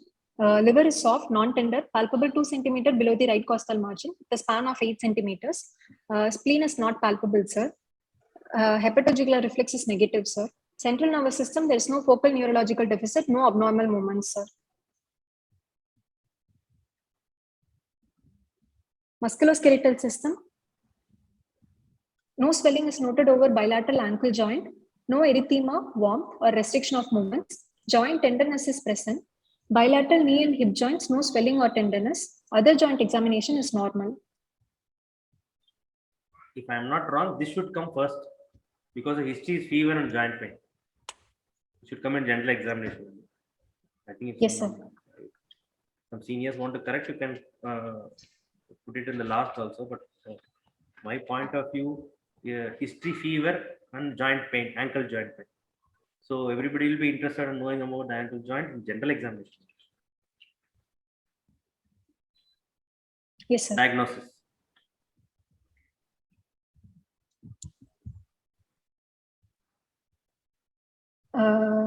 Sir, a case of Summary. acquired heart. Some Yes, of sir. your case, but everybody wants all the examples. Sir, examination revealed a well-nourished child, sir, with the high volume pulse, with a hyperdynamic apex and normal JVP, with a pansystolic murmur of grade 4/6, best heard with the diaphragm in the mitral area, and radiated to the axilla and the back, and other areas with the grade 2 parasternal heave, sir. So after sir's inputs of Lele pulsations, and do you want to change the summary? Or even Present high in a volume different way? pulse. You want to stick on to high volume pulse? That's what. No, after so much of discussion, sir has given a lot of inputs to you. I think I also had taught you something. You can change summary. Yes, sir. And practice for your exams. Yes, You're not sir. going to put marks anyway, but just practice. I think sir has given a lot of inputs. So you LA always pulse. gauge the examiners, their liking, their trend, everything. You try and modify your presentation depending upon the mood of the examiners, how he thinks. May Yes, not be, some will be, some they have their selective preferences. So you always don't try to present the same thing as you did the. Even if you have taught like that, sir has told no high volume pulse. It's not Yes, correlating. So Parasternal CV is also not correlating. Try, So you change. Try and change it. You can always say that I'm changing my opinion after this discussion. Yes, Definitely, sir. that's allowed. Yes, sir. You can sum up once more. Yes, sir. So examination is revealing a well-nourished child, sir, with normal volume pulse, with hyperdynamic apex and normal JVP, with a pansystolic murmur of grade 4/6, sir, best heard with the diaphragm in the mitral area, in the left lateral position with breath held in expiration. No other added sounds heard. Murmur also radiated to the axilla, back, and other areas. So just sorry for interrupting you. So summary is you should sum up not like a physical finding. You should sum up the conclusions. Yes, so sir. This age, this sex child, this high endemic area, it came with history of fever and you can commit fever arthralgia. Yes, Now you yes, have come sir. to the final. So Yes, you sir. can very well say that it is add arthritis, your Jones arthralgia. So the child came with fever, arthralgia. On examination, he didn't have any signs of arthritis. Cardiovascular examination was showing cardiomegaly with a left ventricular type of cardiomegaly. There was no right ventricular enlargement in clinical examination. In general examination also, you say that child was not in failure, no CCF, cardiomegaly was there, some pulsation was there in the that I think, sir, we are not mentioning that pulsation. You're going to get into trouble with supraclavicular. So you should say cardiomegaly is there, left ventricular type of cardiomegaly. And Yes, sir. there is a systolic, pansystolic murmur pointing towards some regurgitant lesion. This is how you should summarize. Summary means Yes, you sir. should give medical terms, final diagnosis. Like a criteria you should tell. Again, you should not tell pansystolic murmur 4/6, radiate into the axilla, back, those things no need to tell. You sum up the Yes, sir. clinical history, general examination, systemic examination. You should commit yourself. My finding in 6th examination is Cardiomegaly is there, left ventricular cardiomegaly. There is no right ventricular involvement, no JVP, no peripheral signs of AR. Some regurgitation lesion is there. I am no signs of aortic runoff, so I am more favoring of mitral regurgitation. You should summarize like that. Yes, Okay. sir. Next, fine. Then you should say after the summary, I am coming to the final diagnosis. Yes, sir. What is your final diagnosis? Sir, in this child, it's a case of acquired heart disease, sir. Probably the rheumat- case, those things you should better avoid, I think, for the examination's sake. It's not a case, it's a child can strike. Yes, sir. So Yes, So sir. A little child kind with, of insulting, like it's that you better avoid it. Some some old examiners may get angry. won't like Case. calling a child a case, right? Yes, sir. Okay. This Sir, child, this child is with. my diagnosis for this child is, Yes, sir. So my diagnosis for this child would be Yes. acquired heart disease, probably rheumatic in origin, possible rheumatic fever with carditis, with moderate mitral regurgitation, in sinus rhythm, not in congestive cardiac failure, with no signs of pulmonary hypertension. So would you call it carditis, mild carditis, moderate carditis, severe carditis? Sir, this child has cardiomegaly, sir. So but not in failure. So moderate carditis, sir. Fine. And moderate MR? Sir, moderate MR usually has. So there is usually a second heart sound white splitting will be there with moderate MR, sir, which we couldn't elicit in this child. Why is there a split in MR?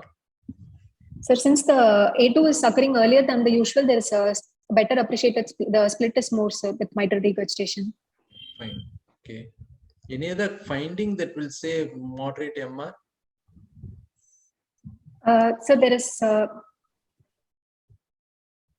systolic thrill, sir, cardiomegaly, LV type of cardiomegaly. Any other sounds you think should be there to call it a MR? Yes, 3, sir. Yes, 3. It should have been there. Unless Yes, sir. there is a mitral stenosis, 100% it should be there Yes, sir. for a moderate MR. it's a mild MR according to your findings in this tree, auscultatory findings. Absence of S3 cannot occur with moderate MR. Yes, sir. Okay. Okay. So no CCF, sinus rhythm, no PAH, mild MR. Child is not Yes, sir. sick. It's actually good. You have picked up early and you're going to treat it. Mild MR is also a good diagnosis only. Very Yes, good sir. diagnosis, I would say. You have picked early and you're going to treat early. One is missing in this diagnosis. What is that?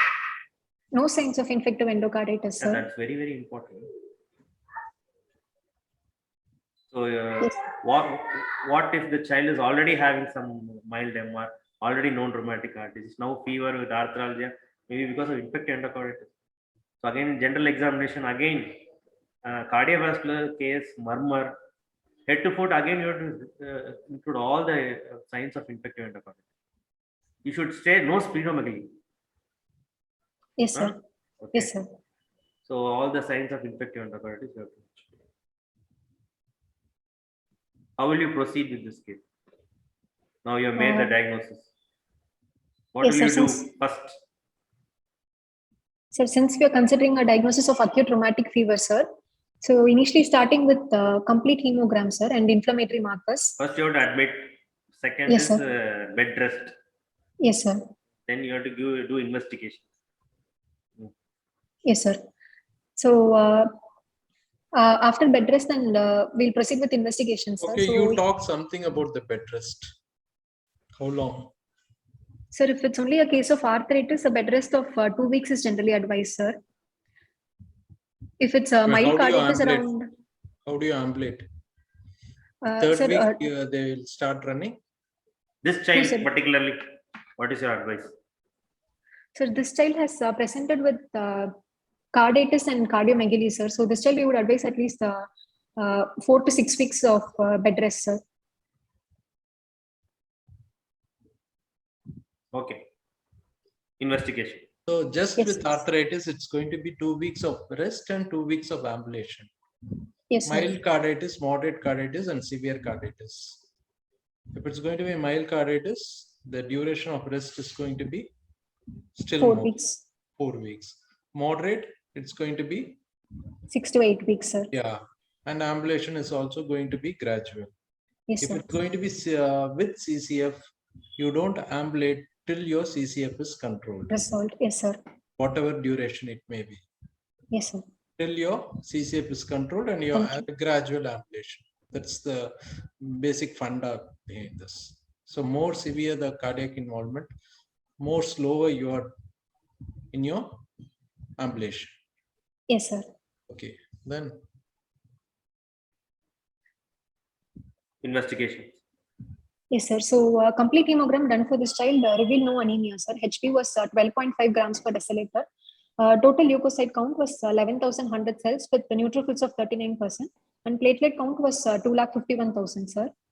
Inflammatory markers showed an elevation of ESR, sir, 50 millimeters per hour at 60 minutes, but the CRP was negative, sir.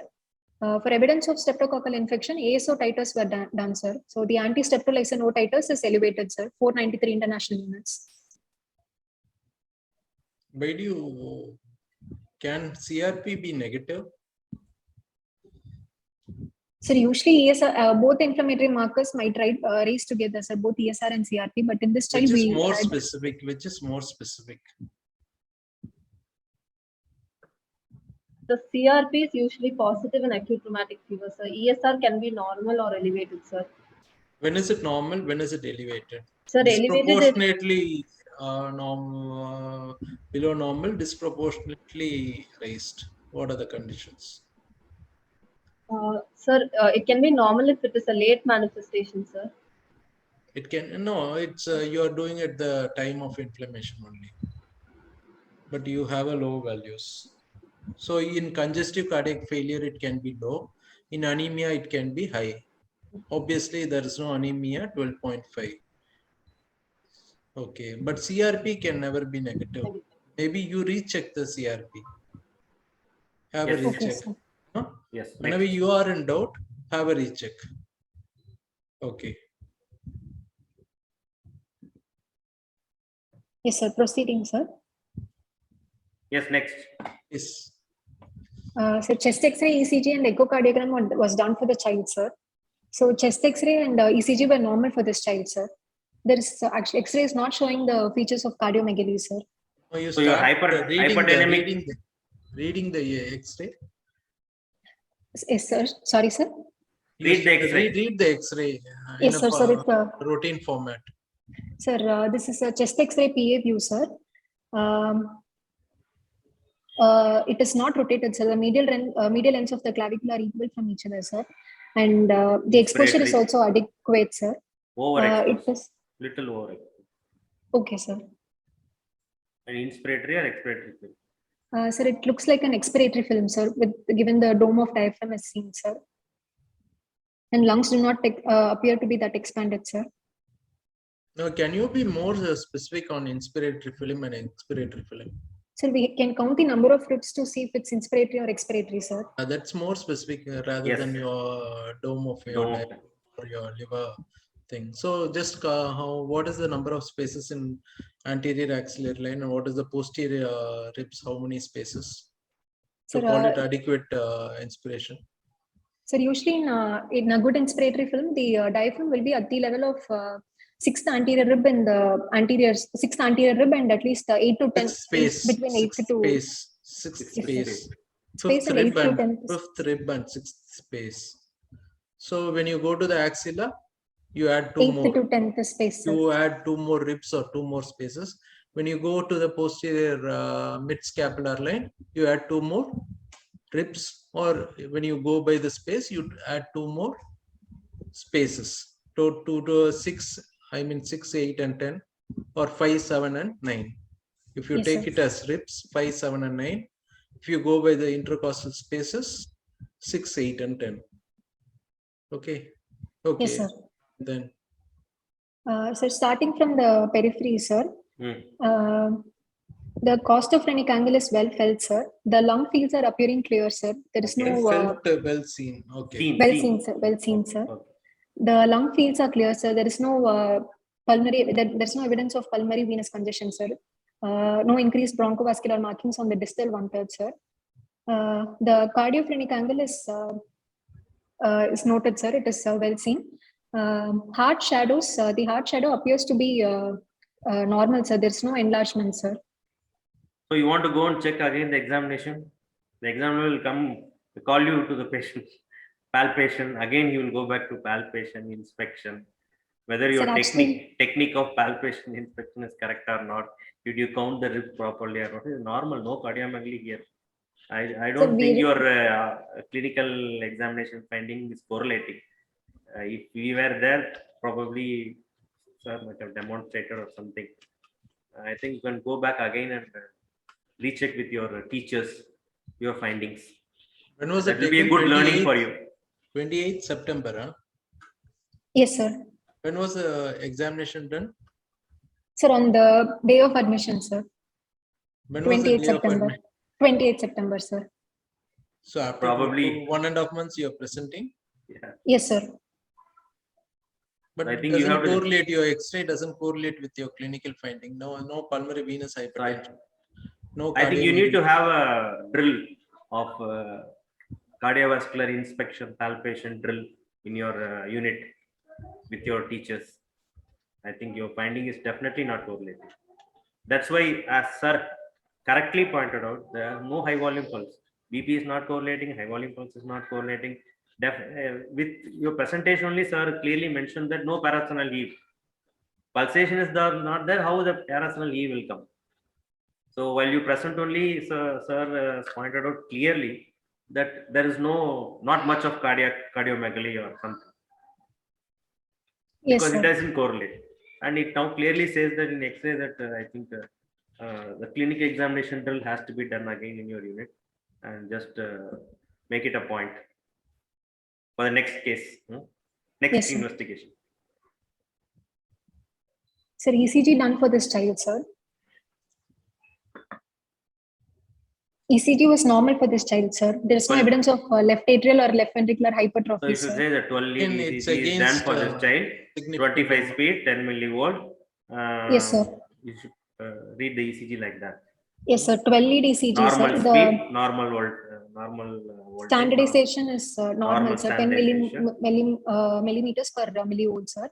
And normal speeds are 25 millimeters, sir. And axis is First yes, rate, rhythm, yes, sir. axis. So it's look normal only. Yes, Normal, sir. no? Caroline and other can also Just come. look at the date when it was taken. Do you have the date there? You don't Not have. mentioned. Huh? And the Ponoda ECG dana? Yes, sir. This child only, sir. When the heart rate is 84, your heart rate was 100. When they take the ECG, the child is more apprehensive.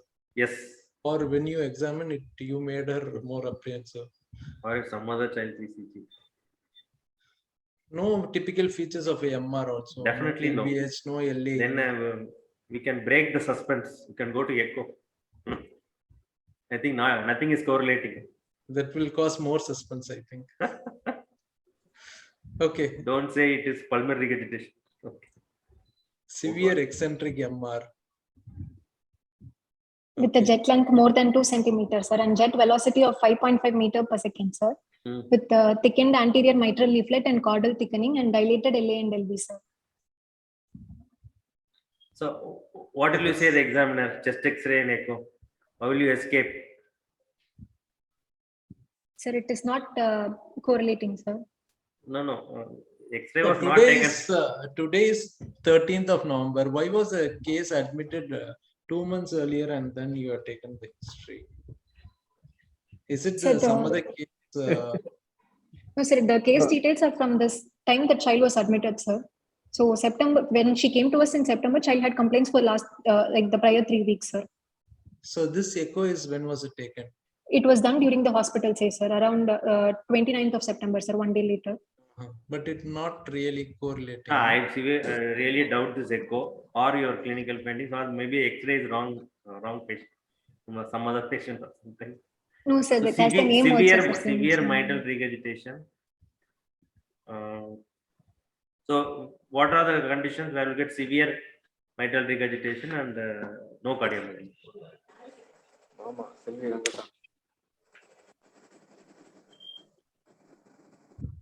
What happens when the cardia ruptures? Acute severe MR. Yes, sir. It will be a very acute state. We may not have, there may not have been time for dilatation or cardiomegaly, Then sir. will be in ICU. Yes, sir. He will not cooperate for your probe position, BP measurements, and it will be associated with the acute pulmonary edema. Yes, then in ICU. No cardiomegaly, severe MR means acute severe MR. Then will be in ICU. You cannot examine and present like this. Okay. Yes, sir. Okay. Next. How will you proceed with this case? So this child fits into the Jones criteria for acute rheumatic fever, sir. So we would give advice bed rest for the child, sir. Since it is a case of myocarditis, we can advise 4 weeks of bed rest and gradual ambulation, sir. And since child has carditis,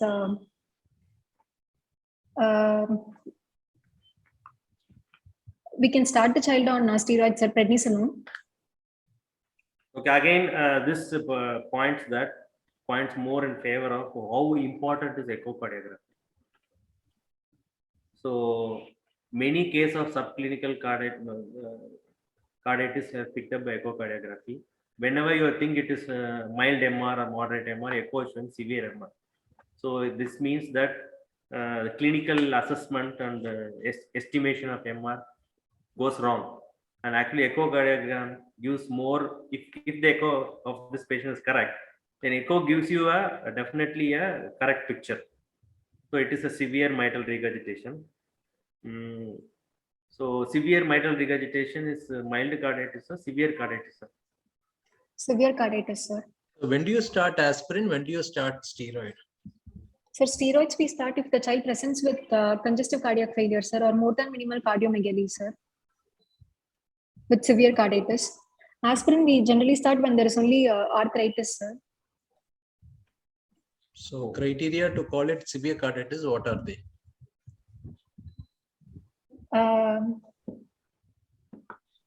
One, you told congestive cardiac failure, sir. There will be evidence of pulmonary hypertension, sir. Loud P2, palpable pulmonary P2. hypertension doesn't come under severe carditis. More than one valve, both mitral and aortic valve are involved. Associated pericardial effusion. Yes. Child is in CCF. These are the criteria to call it severe carditis. Yes, sir. So here you can go in directly to your steroid. What is the dose of steroid? Sir, prednisolone we would start at 2 mg per kg per day, sir, initially for the first 2 weeks, and then start repeat an inflammatory markers. If it's decreasing, then we'll taper the steroids, sir. After how long? After 2 weeks of initial therapy, we will taper it to 1 mg per kg per day, sir, for the next 2 to 3 weeks, and then slowly taper by 5 you don't mg. Taper it from 2 to 1. You're just making it 50% dose. You decrease it by 2.5 to 5 mg per week. Every third day. Yes, sir. Okay. You don't suddenly make it from 2 to 1. It's going to cause rebound inflammation. Yeah. So again, the question will come, what is relapse? What is rebound? What is recurrence? So you just prepare. Huh? So yes, sir. you don't taper it that fast. Okay. This child, what will you treat? What will you start for this child particularly? What is your treatment plan for this child? So this child we would start on prednisolone, sir, at 2 mg per kg per day. Will you give aspirin or not? So during the tapering, we would introduce aspirin, sir. Okay. So there are regimen 1 and regimen 2. 2 regimens are there. Level of single valve, no pericardial effusion, no congestivity, totally asymptomatic, no palpitations either. So these are against your findings. Some palpitation has to be there in such a volume. So I think everything is correlating except for that X-ray and the ECG. I think the X-ray is definitely not correlating, and the ECG is not correlating. Clinical examination and your echo is definitely correlating cardiomegaly. And then anyway, if it is a physical case presentation, we could have rechecked it and we could have made some conclusion. Because if it's online, we can tell only probable things. I think it's time. I think 10 more minutes. You're done. Or any other drug, you start with your bed rest, then your anti-inflammatory, any other drugs. What are the other anti-inflammatories you can use instead of aspirin? So naproxen can be given, sir, instead of aspirin. Dose? 10 to 20 mg, sir. 20 mg per kg per day, sir. Okay. Then? Supportive treatment, we could start on AC inhibitors also, sir. No, just anti-inflammatory. What else? It's presenting. Prednisolone, sir, if it's not. It's presenting to you with a fulminant carditis. Methylprednisolone can be given, sir. What is the regimen? So methylprednisolone given at 30 mg per kg. 30 mg per kg per day for 3 days. Then you change on to your 2 mg per kg steroids. Yes, sir. Okay. Then what are the other drugs? So antibiotics to for the acute treatment, sir, to eradicate the. That should come first. That yes, should come first. Streptococcal, that should come first. Yes, sir. Investigation, you missed out throat swab for culture substitute. You should have done. Sorry, throat swab for culture substitute investigation. Yes, sir. Did you do it or not? So we didn't do for this child, sir. We didn't do for this child, sir. Should be done in all cases or no need to do? Yes, sir. It should be done, sir, to show evidence of streptococcal infection. ASO titer is one important thing. Other thing is throat swab also. Throat swab. Okay, talk about the antibiotics. Sir, antibiotics initially we can give initially for the 10 days, sir, to eradicate the streptococcus. Either penicillin V 250 mg PDS can be given, sir, or a single dose of benzathine penicillin can be given, sir. What a single dose of? Benzathine penicillin, sir. Okay, what is the dose? Benzathine penicillin, if the child is less than 27 kg, 6 lakh international units, sir. If the child is more than 27 kg, 1.2 million international units, sir. Any other drugs? Sir, if the child, if we are not if the child is allergic to penicillin, then we can give erythromycin, sir, or azithromycin. Any advantage in using azithromycin? Better palatability, sir, than penicillin. Who's bothered about palatability? Sir, lesser duration, 5 days is enough, sir. 5 days. And OD dose also. Once daily dose. Once daily and your 5-day day. Okay. This other is drugs 10 days. Yes, sir. This is what prevention? Primordial, primary, or secondary? Primary prevention, sir. Primary? Sir, we are now treating a case of rheumatic fever, sir. So secondary. Secondary prophylaxis. Prophylaxis. That's the most important. Yeah? Yes, sir. Okay. Okay. Then. So after the initial 10 days of antibiotic course, and we would continue with the secondary prophylaxis, sir. Either penicillin V or benzathine penicillin can be chosen, sir. If not, sulfadiazine can be chosen, sir. This is first thing. Is it primary prophylaxis, secondary, or tertiary? Sir, we are treating a case of acute rheumatic fever to prevent recurrence, sir. So secondary prophylaxis, sir. Yes, correct. Okay. What is primary prophylaxis? So primary is when we treat bacterial sore throat to prevent the occurrence of rheumatic fever, sir. But again, examiner will ask you, how will you diagnose streptococcal sore throat? There are a few points given to differentiate from simple sore throat. McKinsey criteria can be used, sir. Child will have high-grade fever. Yeah. Okay. Not tertiary prevention. Sir, tertiary prevention is managing a child with carditis and established heart disease, sir. This child, will you send for surgery or not? No, sir. In the acute stage, child is also asymptomatic, sir. When you will call for follow-up? Then what regarding the prevention followed by your treatment of streptococcal infection, what do you do? Sir, we have to follow up the child, sir. We have to repeat the inflammatory markers to see if they are coming down. No, with regards to antibiotics, that is over. You have treated the rheumatic fever right now. It's under remission. Yes, sir. Now, what is the antibiotic program you follow? Schedule? Sir, we can give benzathine penicillin, sir, once in 3 weeks. This child is less than 27 kg, sir. So 6 lakh international units given every 3 weeks, sir. Is it 3 weeks or 2 weeks? What does the WHO say? Sir, for low risk countries, it is 4 weeks and high risk is 3 weeks, sir.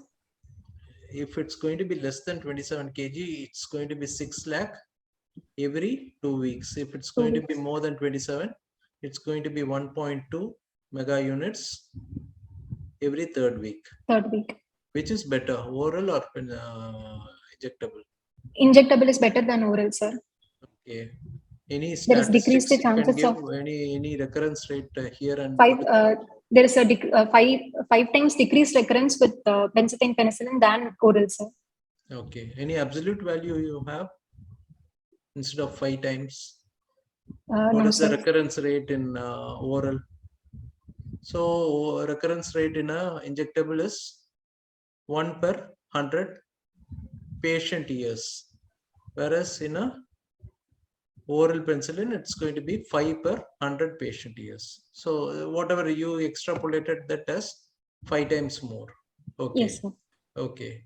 Then they just know this number. Some people may know this number and they will be asking this.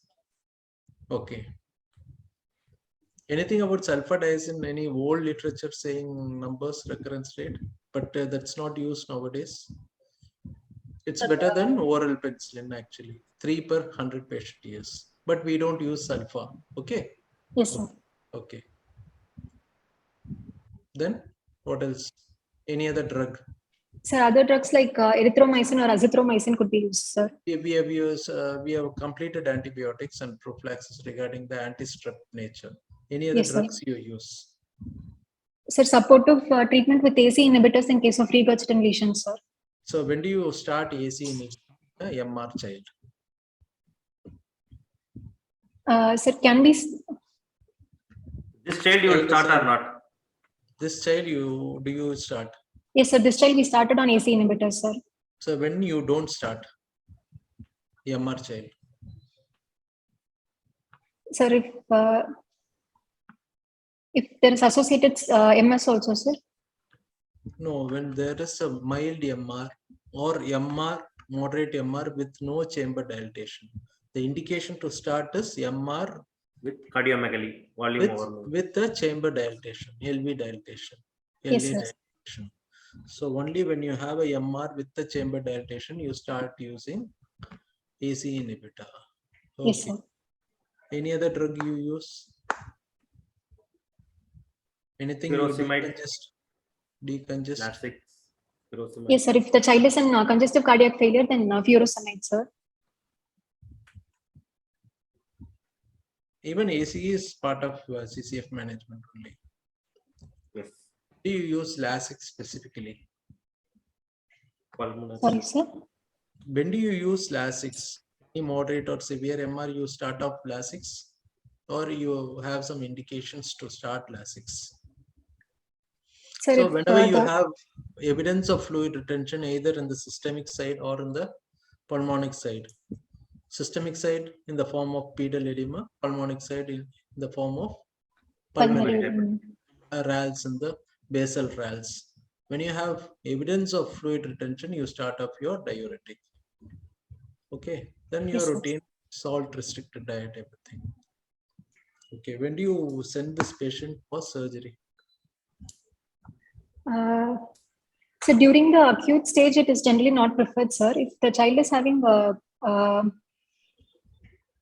refractory failure that is not responding to a medical therapy, sir, or there is cardiomegaly with signs of evidence of pulmonary hypertension also, sir.